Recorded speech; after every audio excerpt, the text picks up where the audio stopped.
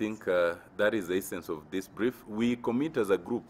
A declaration by 4 constitutional commissions and independent bodies that they would embark on a joint vetting approach and profile persons they deem ineligible to seek elective seats in the March 4, 2013 polls has raised concern in some quarters. The Ethics and Anti-Corruption Commission insists that it was the only independent body with a clear constitutional mandate to ensure compliance with Chapter 6 of the Constitution on leadership and integrity.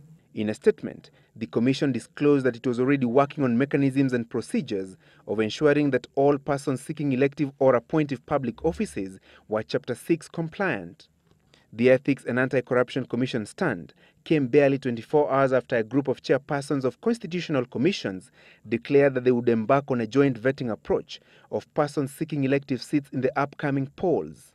And the way it has been, it's being worked on is that the DPP, the EACC and the CAJ will work on the framework, including settling in terms of the names of those who ought not to be considered, given their respective mandate and based on a very transparent and objective system that goes either to those who are already convicted or those who are found to have committed what we would call malfeasance in respect of their mandate.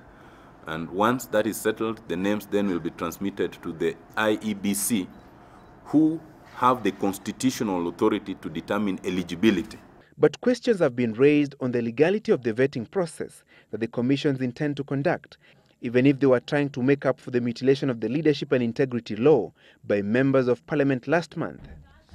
When you look at the Constitution clearly, you do not see any specific article or provision which gives this constitutional commission's mandate to vet any politician or any person who wants to run for a public office.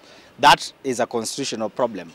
The Commission's forum had disclosed that it intends to vet the aspirants at 3 levels, with the Ethics and Anti-Corruption Commission, the Directorate of Public Prosecutions and the Commission on Administrative Justice on the first line, while IEBC will be on the 2nd level, with courts as the 3rd step.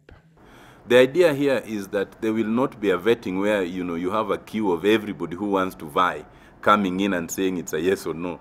It will be in the context of what they have done and in the context of any issue that might be raised with them on suitability in terms of integrity and otherwise of some of those contenders. Again, when you go to the integrity actors, you know there is no provision where those constitutional commissions have been given any mandate to vet any of those candidates.